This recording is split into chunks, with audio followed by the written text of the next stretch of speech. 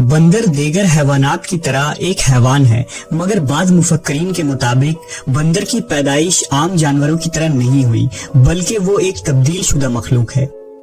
उनके मुताबिक आज से हजारों साल कबल हजरत दाऊद अलैहिस्सलाम की कौम बनी इसराइल ने जब अल्लाह की नाफरमानी की तो बतौर सजा उन्हें बंदर और सुअर बना दिया गया था। इस सख्त अजाब का जिक्र कुरान मजीद की आयतों में भी मिलती है।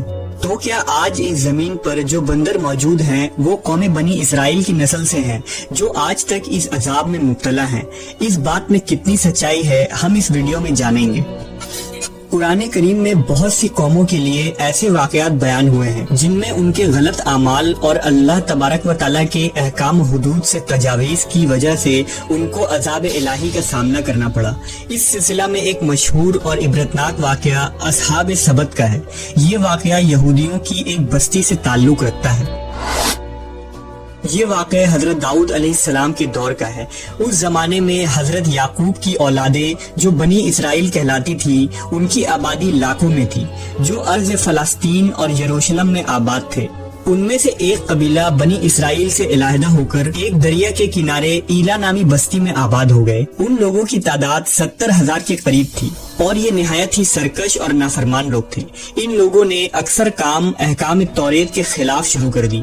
तौरेत के मुताबिक हराम करदा चीजों को इन्होंने अपने ऊपर हलाल बना लिया और मूसा अलैहिस्सलाम की शरीयत के मुनकिर हो गए।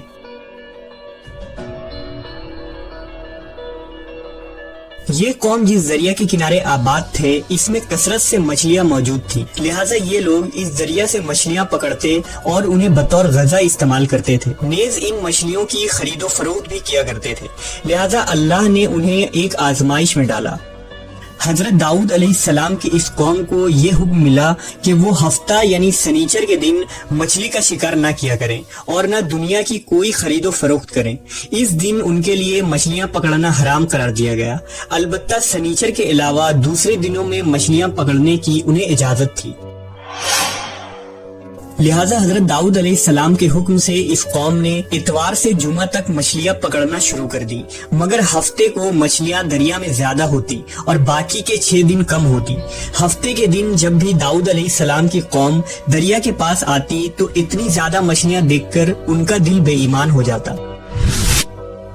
शैतान ने उनके इस लालच का फायदा उठाकर उनको उकसाना शुरू कर दिया और उन्होंने सोच लिया कि सनीचर को वो दरिया में जाल लगा दिया करेंगे और इतवार को पकड़ लिया करेंगे। इस तरह कुछ लोगों ने जाल लगा लिए और कुछ लोगों ने छोटे छोटे हौज घर तक बना लिए और इस हौज का दरिया तक रास्ता बना दिया। हफ्ते के दिन जब मछलियां इन हौज और जाल में आ जाती तो वो उसे पकाकर खा लेते। इसी बस्ती में अल्लाह के कुछ नेक बंदे भी मौजूद थे जो कहने लगे, ऐ लोगो, अल्लाह ने हफ्ते के दिन शिकार करने से मना किया है। ये जो तुम जाल फेंकते हो या छोटे छोटे तालाब बनाते हो, इनमें हफ्ते के दिन अगर मछली फंसती है तो ये शिकार हफ्ते के दिन का होगा। अल्लाह के अजाब से डरो, अल्लाह की नाफरमानी ना करो। वो लोग इन लोगों का मजाक उड़ाने लगे कि हमारी जो मर्जी होगी हम वो करेंगे। तो यूं अल्लाह के उन नेक बंदों ने बस्ती के बीच में एक दीवार को खड़ा कर दिया और ये हुक्म नाफिज किया कि अल्लाह की नाफरमानी करने वाले इस तरफ हो जाएं और हम जो अल्लाह के फरमाबरदार हैं इस तरफ रहेंगे। वो सारे लोग बार बार उनसे कहते रहे, ऐ लोगो, अल्लाह से डरो। कौम समूद और कौम लूत का जो हश्र हुआ इसको याद करो, अल्लाह की नाफरमानी ना करो वरना तुम पे भी कोई अजाब आ जाएगा। वो सारे नाफरमान जिनकी तादाद 12,000 के आसपास थी, सब हंसते रहे और कहने लगे, ये तो सब किताबी बातें हैं, हम पे कोई अजाब नहीं आएगा। बस जैसे ही वो ग्रोह 2 हिस्सों में तकसीम हो गया, एक वो जो अल्लाह के फरमाबरदार थे और दूसरे वो जो अल्लाह के नाफरमान बंदे दीवार के उस तरफ थे। वो नाफरमान पूरी रात हंसते रहे, मजाक उड़ाते रहे और अल्लाह के खास बंदे दीवार के उस तरफ अल्लाह से माफी मांगते रहे। अगले दिन जैसे ही सुबह हुई वो नेक साले इंसान उठे। उन्होंने महसूस किया कि दीवार के उस तरफ से किसी इंसान की आवाज नहीं आ रही थी। जैसे ही दीवार के उस तरफ चढ़कर देखने लगे तो देखा कि सारे के सारे लोग बंदर की शक्ल में तब्दील हो चुके थे और बंदर की हरकतों को अंजाम दे रहे थे। उन लोगों में से जो उनके रिश्तेदार थे, उन्होंने उन बंदरों को कपड़ों से अपने अपने रिश्तेदारों को पहचाना और चीख के रोने लगे, अल्लाह से माफी मांगने लगे। लेकिन अल्लाह का अजाब जब आता है तो वो होकर रहता है। وہ 12,000 لوگ جو بندر بن چکے تھے کچھ بھی کھا پی نہیں پا رہے تھے، اور یوں 3 دن بعد وہ سب اس عذاب میں آ کر ہلاک ہو گئے۔ اللہ کا عذاب بہت ہی سخت ہوتا ہے، اور نافرمان اور سرکش لوگوں کے لیے جب عذاب الہی کا فیصلہ ہو جائے تو اللہ کے حکم سے پوری قوم اس طرح ہلاک ہو جاتی ہے کہ وہ آنے والے لوگوں کے لیے ایک عبرت بن جاتی ہے۔